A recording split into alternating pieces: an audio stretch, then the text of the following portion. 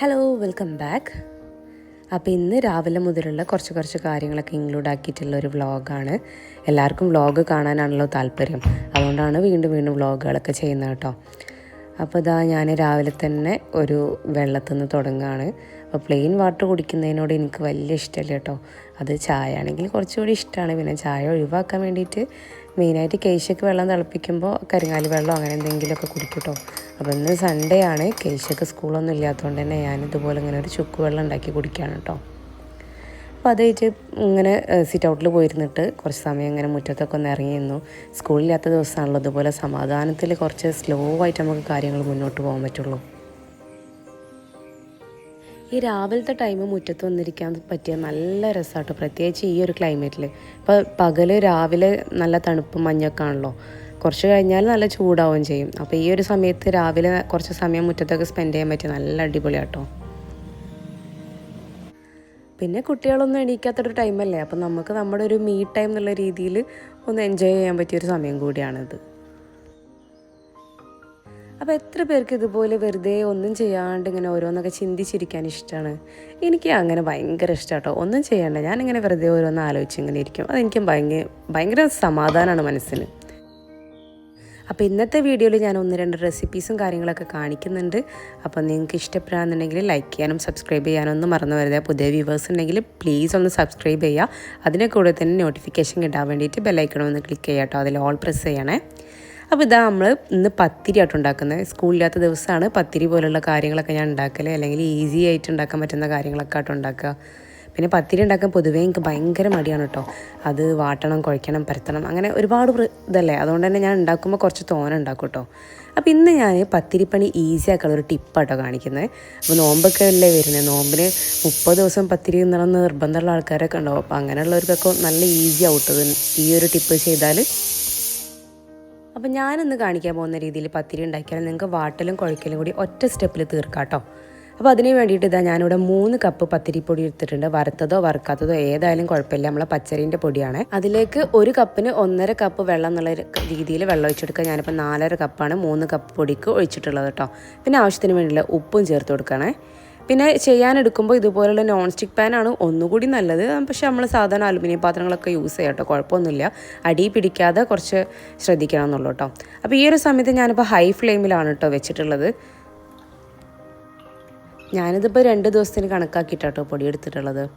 അപ്പോൾ ഈ ഒരു രീതിക്ക് നിങ്ങൾ പത്തിരി ഉണ്ടാക്കി നോക്കിയാൽ പിന്നെ നിങ്ങൾ ഇങ്ങനെ ഉണ്ടാക്കുള്ളൂ കേട്ടോ. അത്രയും സിമ്പിളാണ്, പക്ഷേ എന്നാൽ നല്ല പെർഫെക്റ്റ് പത്തിരിയാണ് കേട്ടോ കിട്ടുക. അപ്പം ഇപ്പം നിങ്ങളിത് സേവ് ചെയ്ത് വെച്ചിട്ട് പിന്നെ എനിക്ക് താങ്ക്സ് പറഞ്ഞാൽ മതിയേ. ഇനി അതിലേക്ക് ഇതാ ഞാൻ കുറച്ച് വെളിച്ചെണ്ണയും കൂടി ഒഴിച്ചു കൊടുക്കുന്നുണ്ട്. നമ്മൾ കുഴച്ച് കഴിയുമ്പോൾ ഒഴിക്കുന്ന ഒരു വെളിച്ചെണ്ണേൻ്റെ അളവുണ്ടല്ലോ, ആ ഒരു രീതിക്കുള്ള വെളിച്ചെണ്ണ കൂടി ഒഴിച്ചിട്ട് നന്നായിട്ടൊന്ന് മിക്സാക്കി എടുക്കുക. നല്ലോണം മിക്സാക്കി എടുക്കുക കേട്ടോ. കൈവിടാതെ ഇളക്കണം എന്ന് പറയുന്നില്ല, പക്ഷേ അടി പിടിക്കാത്ത രീതിയിൽ ഇങ്ങനെ ഇടയ്ക്കിടയ്ക്ക് നന്നായിട്ട് ഇളക്കി കൊടുക്കുക.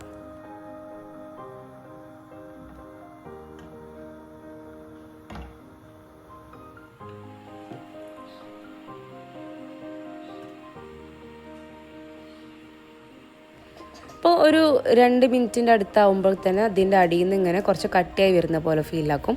അപ്പോൾ അത് മുതൽ പിന്നെ നമ്മൾ കൈവിടാതെ തന്നെ ഇളക്കണം കേട്ടോ. അങ്ങനെ ഇതാ അവസാനം വെള്ളമൊക്കെ വറ്റി ഏകദേശം ഈ ഒരു പരുവാകുമ്പോൾ നമ്മൾ തീ നല്ല ലോ ഫ്ലെയിമിലിട്ടിട്ട് വേണം പിന്നീട് ബാക്കി ഇളക്കലൊക്കെ ചെയ്യാൻ കേട്ടോ. അപ്പോൾ ഇങ്ങനെ ചെയ്യുമ്പോൾ വേറൊരു ഗുണം എന്താണെന്ന് വെച്ചാൽ, ചില സമയത്ത് നമ്മൾ പത്തിരിക്ക് പൊടി വാട്ടുന്ന സമയത്ത് കുറച്ചധികം പൊടി ഉണ്ടെന്നുണ്ടെങ്കിൽ ആ ഒരു പൊടീൻ്റെ ഉണ്ട ഇങ്ങനെ തരിതരിയായിട്ട് അതിലിങ്ങനെ കിടക്കും. അപ്പോൾ പരത്തുന്ന സമയത്ത് പത്തിരി കീറുക അങ്ങനെയുള്ള പരിപാടികളൊക്കെ ഉണ്ടാവും. അതുപോലെ തന്നെ ചിലപ്പം പൊടി കറക്റ്റ് വാടിയിട്ടുണ്ടാവില്ല, മുറിഞ്ഞു പോവുക, അങ്ങനത്തെ പ്രശ്നങ്ങളൊക്കെ ഉണ്ടാവും കേട്ടോ. അപ്പോൾ ഇങ്ങനെ ചെയ്യുമ്പോൾ ആ 2 പ്രശ്നങ്ങൾ ഒരിക്കലും ഉണ്ടാവില്ല, കറക്റ്റായിട്ട് വാടി കിട്ടുകയും ചെയ്യും. അതുപോലെ തന്നെ ആ തരിതരിയോ ഒന്നും ഉണ്ടായിട്ടോ, നല്ല സ്മൂത്തായിട്ട് ഇത് അപ്പം കണ്ടില്ലേ നമ്മൾ കുഴച്ചെടുത്ത പോലെ ആയിട്ടുണ്ട് കേട്ടോ മാവ്. അപ്പോൾ നമുക്ക് ആ ഒരു കുഴയ്ക്കുന്നതും വാട്ടുന്നതും കൂടി ഒരൊറ്റ സ്റ്റെപ്പിൽ തീർക്കാൻ പറ്റിയിട്ടോ. പിന്നെ നമ്മൾ കൈ പൊള്ളൂല, അങ്ങനത്തെ കാര്യങ്ങളൊന്നും ഇല്ല കേട്ടോ. അതുപോലെ ചട്ടകം വെച്ചിട്ട് നന്നായിട്ട് തിരിച്ചും മറിച്ചും ഇട്ട് നന്നായിട്ട് അമർത്തി കൊടുത്താൽ ശരിക്കും നമ്മൾ കുഴച്ചെടുത്ത പോലെ തന്നെ നല്ല സോഫ്റ്റ് ആയിട്ടുണ്ടാവും.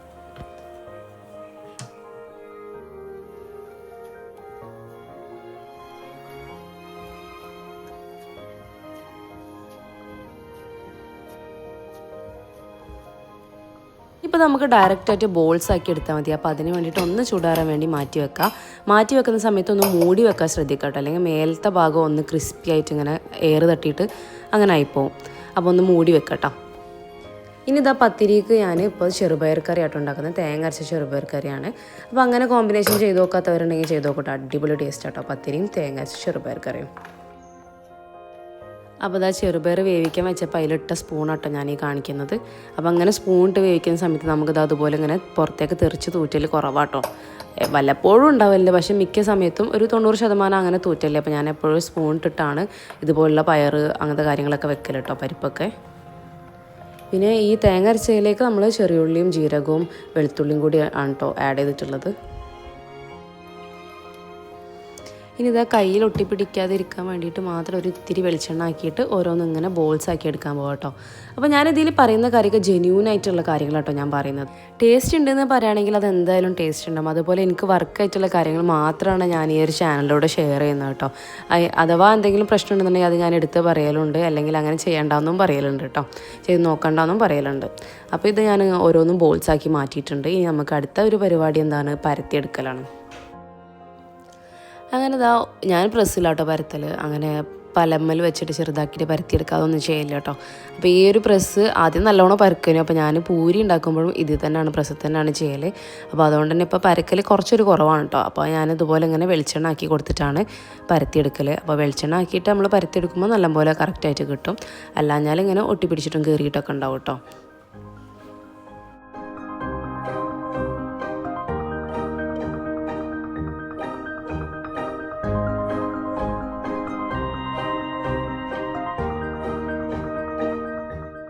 അതല്ലാന്നുണ്ടെങ്കിൽ ഞാൻ ചില സമയത്ത് ഇതുപോലെയും ചെയ്യലുണ്ട്. നമുക്ക് ഇതുപോലത്തെ എന്തെങ്കിലും ഷീറ്റോ കവറൊക്കെ ഉണ്ടെന്നുണ്ടെങ്കിൽ അത് ഇതുപോലെ ഇങ്ങനെ നമ്മൾ കട്ട് ചെയ്തിട്ട് അത് വെച്ചിട്ട് പരത്തി കൊടുക്കും. അതാകുമ്പം പിന്നെ ഇടയ്ക്കിടയ്ക്ക് ഇങ്ങനെ വെളിച്ചെണ്ണ തേച്ച് കൊടുക്കേണ്ട ആവശ്യമില്ല കേട്ടോ, പെട്ടെന്ന് ഇങ്ങനെ ഓരോന്നോരോന്ന് പരത്തിയെടുക്കാൻ പറ്റും. പിന്നെ ഞാനിപ്പോൾ പൊടി തട്ടിയെടുക്കുന്നുണ്ട്, കാരണം ഞാൻ പറഞ്ഞല്ലോ 2 ദിവസത്തേക്ക് ഉണ്ടാക്കുന്നതുകൊണ്ട് തന്നെ ഫ്രിഡ്ജിലേക്ക് വെക്കാനുള്ളതാണ്, അതുകൊണ്ടാണ് പൊടി തട്ടിയെടുക്കുന്നത്. അതല്ലാന്നുണ്ടെങ്കിൽ ഡയറക്റ്റ് ഞാൻ നോൺ സ്റ്റിക്കിൻ്റെ പാൻ ആയതുകൊണ്ട് ഡയറക്റ്റായിട്ട് പരത്തിയിട്ട് അതിലേക്ക് ഇട്ടിട്ടും ചുട്ടെടുക്കലില്ല കേട്ടോ, അതും കുഴപ്പമൊന്നുമില്ല.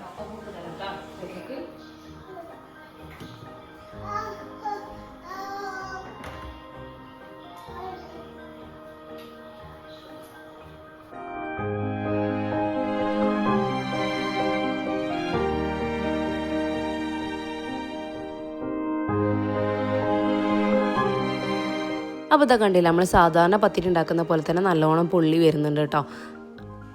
പിന്നെ ഫ്രിഡ്ജിലേക്ക് വെക്കുന്ന പത്തിരിയും ഇതുപോലെ തന്നെ നമുക്ക് കറക്റ്റായിട്ട് നല്ലോണം പൊള്ളി വരും. അപ്പോൾ എനിക്ക് തോന്നുന്നത് സത്യം പറഞ്ഞാൽ നമ്മൾ കറക്റ്റ് ഡയറക്റ്റായിട്ട് ഉണ്ടാക്കുന്നതിനേക്കാളും ഫ്രിഡ്ജിൽ വെക്കുമ്പോൾ ഒന്നുകൂടി പെട്ടെന്ന് എല്ലാം പൊള്ളി വരുന്ന പോലെ തോന്നലുണ്ട് കേട്ടോ. അപ്പോൾ അങ്ങനെ തോന്നുന്ന ആരെങ്കിലും ഉണ്ടെങ്കിൽ ഒന്ന് കമൻറ്റ് ചെയ്യണേ.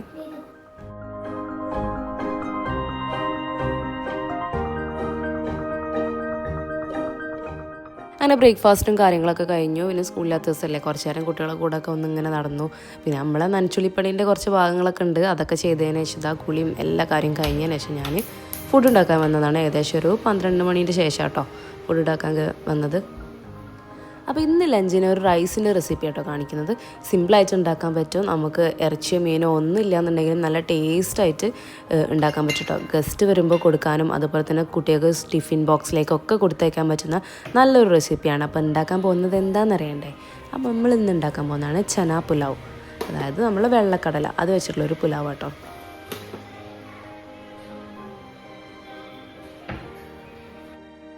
അതിന് വേണ്ടി ഒരു പാൻ വെച്ചിട്ടുണ്ട്, അതിലേക്ക് ഓയിൽ ഒഴിച്ചിട്ടുണ്ട് കേട്ടോ. പിന്നെ ആ ഓയിലും ചൂടായി വരുമ്പോൾ ഹോൾ സ്പൈസസ് ആണ് ചേർത്ത് കൊടുക്കുന്നത്. ഏലക്കായ, കറാമ്പട്ട, കറാമ്പൂവ്, കുരുമുളക് അങ്ങനെയുള്ള കാര്യങ്ങളൊക്കെ കേട്ടോ ചേർക്കുന്നത്. അപ്പോൾ കുരുമുളക് കുറച്ചധികം ചേർക്കാം കേട്ടോ. അപ്പോൾ ചിക്കനോ ഫിഷോ ഒന്നുമില്ലെങ്കിലും നല്ല ടേസ്റ്റായിട്ട് നമുക്ക് ഇതുപോലുള്ള റൈസുകളൊക്കെ ഉണ്ടാക്കിയെടുക്കാം കേട്ടോ. പിന്നെ ചിലർക്കൊരു ധാരണ ഉണ്ട്, ഗസ്റ്റ് വരുമ്പോൾ അവർക്ക് എന്തായാലും നോൺ വെജ് ഐറ്റംസൊക്കെ കൊടുക്കണം എന്നുള്ളത്. അങ്ങനെയൊന്നുമില്ല കേട്ടോ. വെജ് ആയാലും നല്ല ടേസ്റ്റ്ലി നമ്മൾ ഉണ്ടാക്കി കൊടുക്കാൻ പറ്റുന്നുണ്ടെങ്കിൽ അത് തന്നെയാണ് ഏറ്റവും ബെസ്റ്റ്. പിന്നെ നമ്മളാണ് പോകുന്നതെന്നുണ്ടെങ്കിൽ നമ്മളും അങ്ങനെ ചിന്തിക്കാൻ പാടില്ല കേട്ടോ. ഒരു വീട്ടിൽ ചെന്നാലോ അവർ ഇറച്ചി മീനൊന്നും തന്നില്ലല്ലോ, അല്ലെങ്കിൽ വെറും പച്ചക്കറി അതൊന്നും അങ്ങനെ നമ്മൾ ചിന്തിക്കാൻ പാടില്ല. ഒരാൾ മനസ്സറിഞ്ഞ് നമ്മൾ എന്താണോ തരുന്നത് അതുപോലെ തന്നെ മനസ്സറിഞ്ഞിട്ട് കഴിക്കുക എന്നുള്ളതാണ് കേട്ടോ അതിലുള്ള കാര്യം. അല്ലാതെ അത് തന്നില്ല ഇത് തന്നില്ല അങ്ങനെ കുറ്റം കണ്ടുപിടിച്ചിട്ട് പ്രത്യേകിച്ച് കാര്യമൊന്നുമില്ല. തരുന്നവർക്ക് ഒരു വെറുപ്പ് പിടിക്കുക എന്നല്ലാതെ അപ്പം ഞാനിതാ അതിലേക്ക് ഒരു വലിയ ഉള്ളി ചെറുതാക്കിയിട്ട് സ്ലൈസ് ചെയ്തത് ചേർത്ത് കൊടുക്കുന്നുണ്ട്. ഈ ഉള്ളി നമുക്ക് നന്നായിട്ട് ബ്രൗൺ ആക്കി എടുക്കണം. ഗോൾഡൻ ബ്രൗൺ അല്ല, ഏകദേശം പൊരിച്ച രീതിയിൽ നല്ലൊരു ഡാർക്ക് ബ്രൗൺ ആക്കി എടുക്കണം കേട്ടോ. അപ്പോൾ ഇതാ ഡാർക്ക് ബ്രൗൺ ആയി വന്നപ്പം അതിലേക്ക് ഞാൻ ചേർത്ത് കൊടുക്കാൻ പോകുന്നതാണ് ഇഞ്ചി വെളുത്തുള്ളി പേസ്റ്റ്. ഒരു ടേബിൾ സ്പൂൺ ഇഞ്ചി വെളുത്തുള്ളി ചതിക്കത് ചേർത്ത് കൊടുക്കുന്നുണ്ട്. അതിൻ്റെ കൂടെ തന്നെ ഒരു പച്ചമുളക്, കുറച്ച് വലിപ്പമുള്ള ഒരു പച്ചമുളക് നടുവേ കീറിയിട്ട് അതും കൂടി ചേർത്ത് കൊടുക്കുന്നുണ്ട്. ഇനി ഇതൊന്ന് മൂപ്പിച്ചെടുക്കണേ. അടുത്തായിട്ട് ഒരു ചിക്കൻ സ്റ്റോക്കിൻ്റെ ക്യൂബുകൾ ചേർക്കുന്നത് കേട്ടോ. സാധാരണ ഞാൻ മാഗിൻ്റെ ആണ് വാങ്ങിക്കല്, ഇപ്രാവശ്യം നോറിൻ്റെ ഒന്ന് വാങ്ങിച്ച് വയ്ക്കുന്നതാണ്, കുഴപ്പമൊന്നുമില്ല കേട്ടോ.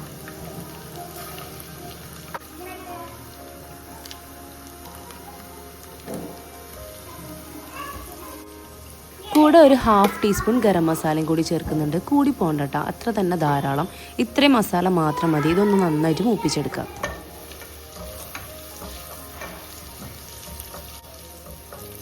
മസാല ഒക്കെ മൂത്ത് വരുമ്പോൾ അതിലേക്ക് 2 വലിയ തക്കാളി ഒന്ന് കട്ട് ചെയ്തതും കൂടി ചേർത്ത് കൊടുക്കാം. ഇനി ഈ തക്കാളി ഒന്ന് സോഫ്റ്റായി വരണേ.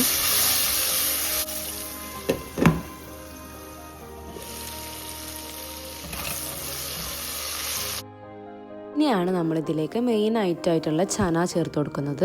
നമ്മൾ വെള്ളക്കടലാട്ടോ, അത് തലേ ദിവസം വെള്ളത്തിലിട്ട് വെച്ചിട്ട് ഞാൻ പുഴുങ്ങി മാറ്റി വെച്ചിട്ടുള്ളതാണ്. ആവശ്യത്തിനുള്ള ഉപ്പും വെള്ളവും ചേർത്തിട്ട് പ്രഷർ കുക്കറിൽ ഹൈ ഫ്ലെയിമിലൊരു 5-6 വിസിലടുപ്പിച്ചെടുക്കാം കേട്ടോ. എന്നിട്ട് വെള്ളമൊക്കെ കളഞ്ഞതിന് ശേഷം ഇതിലേക്ക് ചേർത്തിട്ട് 1-2 മിനിറ്റ് ഒന്ന് മിക്സ് ആക്കി കൊടുക്കുക. ആ ഒരു ഫ്ലേവറൊക്കെ ആ ചനയിലേക്കൊന്ന് പിടിക്കട്ടെ. ഒരുപാട് വെന്തുടയുന്ന രീതിയിൽ വേവിച്ചെടുക്കണ്ട കേട്ടോ. ഇനി നമ്മൾ അരി അളന്നിട്ട് അതിൻ്റെ ഇരട്ടി വെള്ളം ഒഴിച്ചിട്ടൊന്ന് തിളപ്പിച്ചെടുക്കണം. അപ്പം ഞാനിപ്പോൾ ഇവിടെ സാധാരണ നെയ്ച്ചോറും ബിരിയാണിയൊക്കെ വെക്കാൻ എടുക്കുന്ന ജോക്കർ കോല റൈസ് ആട്ടോ എടുത്തിട്ടുള്ളത്. ശരിക്കും ഇതിന് ബസ്മതി റൈസാണ് വേണ്ടത്. ബസ്മതി റൈസ് ആകുമ്പോഴാണ് ഒന്നും കൂടി ഫ്ലേവർ ഉണ്ടാവാന്ന് കേട്ടോ. അപ്പം ഞാനിപ്പോൾ എൻ്റെ കയ്യിൽ അതുള്ളതുകൊണ്ട് ഞാനത് എടുത്തതാട്ടോ. ഈ ഒരു സമയത്ത് നമുക്ക് ഉപ്പ് നോക്കിയിട്ട് വേണമെങ്കിൽ ചേർത്ത് കൊടുക്കാം കേട്ടോ.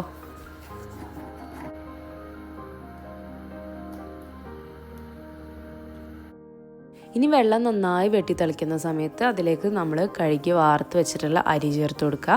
എന്നിട്ട് സാധാരണ നെയ്ച്ചോറൊക്കെ വെക്കുന്ന പോലെ തന്നെ ഹൈ ഫ്ലെയിമിലിട്ടിട്ട് വെള്ളം ഒന്ന് വറ്റിച്ചെടുത്തതിന് ശേഷം ലോ ഫ്ലെയിമിൽ ഒരു 5-10 മിനിറ്റ് ഒന്ന് ദം ചെയ്തെടുക്കുക കേട്ടോ.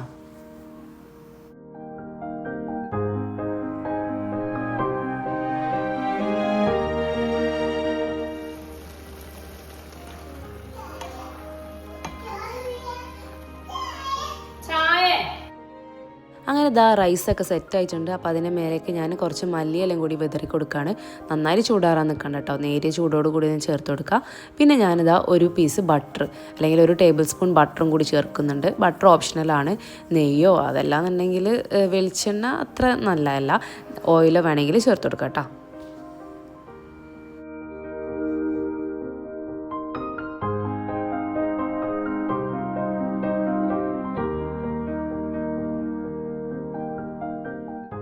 കുറച്ച് പൈനാപ്പിളൊക്കെ ഇട്ടിട്ടുള്ള സാലഡും അതുപോലെ തന്നെ അതിൻ്റെ കൂടെ ഒരു ഇത്തിരി അച്ചാറും കൂടി വെച്ചിട്ടാണ് ഞാൻ ഇന്നത്തെ ഡിഷ് കംപ്ലീറ്റ് ആക്കിയിട്ടുള്ളത് കേട്ടോ.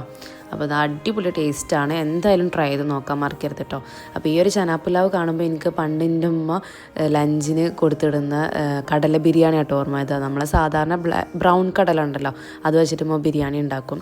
പണ്ടൊന്നും സ്കൂളിൽ ചിക്കനും മീനൊന്നും കൊണ്ടുപോകാൻ പറ്റില്ലല്ലോ. അപ്പോൾ ഇതുപോലെ ഈ ഒരു ബിരിയാണിക്ക് ഭയങ്കര ഡിമാൻഡായിരുന്നു കേട്ടോ അന്ന്, വലിയ പാത്രത്തിലൊക്കെ കൊണ്ടുപോകല്. അപ്പോൾ ഈ ഒരു ചനാപ്പുലാവ് ഉണ്ടാക്കിയപ്പോൾ എനിക്ക് അതാണ് ഓർമ്മയത്. അങ്ങനെ ഫുഡൊക്കെ കഴിച്ചു കുറച്ച് സമയം ഒന്ന് കിടന്നൊക്കെ ചെയ്തു കേട്ടോ. കേശ ഉറങ്ങിയിട്ടുണ്ടായിരുന്നു. പിന്നെ റൈക്കവിനെ കൂടെ തന്നെ ഉണ്ടാവുമല്ലോ. പിന്നെ ഒരു 5 മണിയൊക്കെ കഴിഞ്ഞതിന് ശേഷം നമ്മൾ ചായ കുടിക്കാൻ വന്നു കേട്ടോ. അപ്പോൾ ഇന്ന് ചായ എല്ലാം നല്ല അടിപൊളി കോഫി ആയിട്ട് ഉണ്ടാക്കിയത്. അപ്പോൾ എനിക്ക് കേശക്കും കോഫി ഭയങ്കര ഇഷ്ടമാണ് കേട്ടോ. അപ്പോൾ ഞങ്ങൾ ഒറ്റക്കാവുന്ന സമയത്ത് അല്ലെങ്കിൽ ചാൻസ് കിട്ടുന്ന ടൈമിലൊക്കെ ഞങ്ങൾ കോഫി ആയിട്ട് ഉണ്ടാക്കുക. പക്ഷേ ഹസ്ബൻഡ് അത്ര കോഫി ലവറല്ല, അതുകൊണ്ട് മൂപ്പരുണ്ടാകുമ്പോൾ പിന്നെ ചായ തന്നെയാണ് അധികം ഉണ്ടാക്കൽ. അപ്പോൾ സ്നാക്സ് ആയിട്ട് ഈ ഒരു ബിസ്ക്കറ്റും അതുപോലെ തന്നെ ഈത്തപ്പഴം കേട്ടോ. അപ്പോൾ ഈത്തപ്പഴം ഫ്രഷ് ക്രീമിൽ മുക്കിയിട്ട് കേട്ടോ ഞാൻ കഴിച്ചത്. അങ്ങനെ കഴിക്കാത്തവരുണ്ടെങ്കിൽ ഫ്രഷ് ക്രീമൊക്കെ കിട്ടുകയാണ് ഈത്തപ്പഴം ഉണ്ടെന്നുണ്ടെങ്കിൽ ഒന്ന് കഴിച്ചോ കേട്ടോ. ഒരു വെറൈറ്റി ടേസ്റ്റാണ്, നല്ലൊരു ഫീലിംഗ് കേട്ടോ.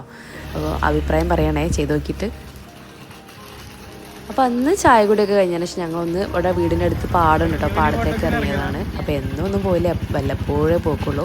അപ്പോൾ പോകുന്ന വഴിയിൽ എൻ്റെ അനിയൻ വീട്ടിലേക്ക് വരുന്നുണ്ട്. അപ്പോൾ ഓനെയും തിരിച്ച് പാടത്തേക്ക് വിട്ടിട്ടുണ്ട്. അപ്പോൾ അതാവുമ്പോൾ കേശൊക്കെ ഒരു സൈക്ലിംഗ് ആവും, അങ്ങനെ കരുതി വരുന്ന കേട്ടോ. പക്ഷേ രസമാണ് കേട്ടോ വെറുതെ ഇങ്ങനെ കാറ്റേറ്റ് ഇങ്ങനെ നിൽക്കാൻ.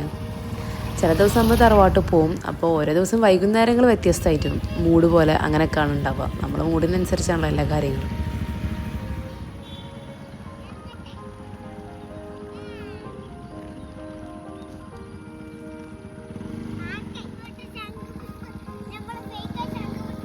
ഫേക്ക് ശംഖുപുഷ്പം, ഫേക്ക് ശംഖുപുഷ്പം.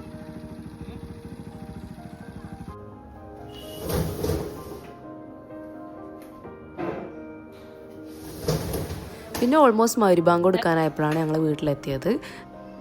അപ്പോൾ റേക്കൊക്കെ കുറുക്കുണ്ടാക്കി കൊടുക്കാം കേട്ടോ. ഇതിപ്പോൾ അംഗനവാടിയിൽ നിന്ന് കിട്ടുന്ന പൊടിയാട്ടോ. അപ്പോൾ അതും ഇടയ്ക്ക് ഞാൻ കൊടുക്കലുണ്ട്. പിന്നെ ഈ ഒരു മഗ്‌രിബ് നിസ്കാരം ആ ഒരു സമയം ഒരു 7 മണി ടൈം ഉണ്ടല്ലോ, ആ ഒരു സമയത്താണ് ഞാൻ റേക്കൊക്കെ ഈ ഒരു ഫുഡ് കൊടുക്കൽ. അത് കൊടുത്തു കഴിഞ്ഞാൽ ഏകദേശം ഒരു 8 മണീന് മുന്നായിട്ട് തന്നെ ഞാൻ ഓളെ ഉറക്കും കേട്ടോ. അപ്പോൾ അത് കേശുള്ള സമയത്തും അങ്ങനെ തന്നെ ആയിരുന്നു. ആ ഒരു 7:30 8 മണി ആ ഒരു സമയമാകുമ്പോൾ ഞാൻ ഉറക്കി ശീലിക്കലുണ്ട് കുട്ടികളെ. അപ്പോൾ അതുകൊണ്ട് പല ഗുണങ്ങളാട്ടോ. കുട്ടികൾക്ക് നല്ല ഉറക്കം കിട്ടുകയും ചെയ്യും. അവരുടെ ബ്രെയിൻ ഡെവലപ്മെൻറ്റിൻ്റെ സമയമാണല്ലോ, അത് ഉറങ്ങുന്ന സമയത്താണ് ബ്രെയിൻ കൂടുതലായിട്ട് ആക്റ്റീവ് ആവുക. അപ്പം അതും നടക്കും. അതുപോലെ തന്നെ അവർ ഉറങ്ങിക്കഴിഞ്ഞാൽ പിന്നെ നമുക്ക് നമ്മുടേതായിട്ടുള്ള കാര്യങ്ങൾക്ക് നിൽക്കാമല്ലോ, അങ്ങനെയുണ്ട് കേട്ടോ. അപ്പോൾ എൻ്റെ ഫ്രീ ടൈം കിട്ടലും അതുപോലെ തന്നെ എൻ്റെ ഇഷ്ടമുള്ള കാര്യങ്ങളൊക്കെ ഞാൻ ചെയ്യുന്നതൊക്കെ ഒരു സമയമാണ് ഈ ഒരു രാവിലെ അവർ എണീക്കുന്നതിന് മുന്നേയും അതുപോലെ തന്നെ വൈകുന്നേരം അല്ലെങ്കിൽ രാത്രി അവർ ഉറങ്ങിയതിന് ശേഷം. അങ്ങനെ നമ്മൾ ഇന്നത്തെ വീഡിയോ ഇവിടെ വൈൻഡപ്പ് ചെയ്യാൻ പോവുകയാണ്. അപ്പം ഇന്നത്തെ വീഡിയോ എല്ലാവർക്കും ഇഷ്ടമായി എന്ന് കരുതാണ്. അതിലുള്ള ടിപ്സും കാര്യങ്ങളൊക്കെ എല്ലാവരും ചെയ്ത് നോക്കിയിട്ട് റെസിപ്പീസൊക്കെ ഒന്ന് ഉണ്ടാക്കി നോക്കിയിട്ട് അഭിപ്രായങ്ങൾ എന്തായാലും അറിയിക്കുക. കമൻറ്റ് ചെയ്യാതെ ആരും പോകരുത് കേട്ടോ. ഇതിന് താഴെ ഒരു സ്മൈലി ആയിട്ടെങ്കിലും ജസ്റ്റ് ഒരു കമൻറ്റ് കൊടുക്കണേ.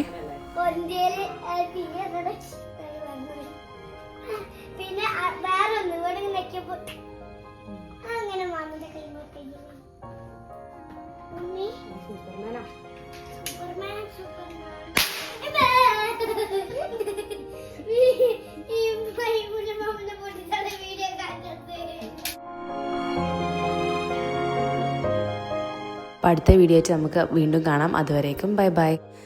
തോക്ക് പൊട്ടിച്ച് കുട്ടികളെ പീഡിപ്പിക്കുന്ന മാമനായിട്ടോ നിങ്ങൾ കാണുന്നത്.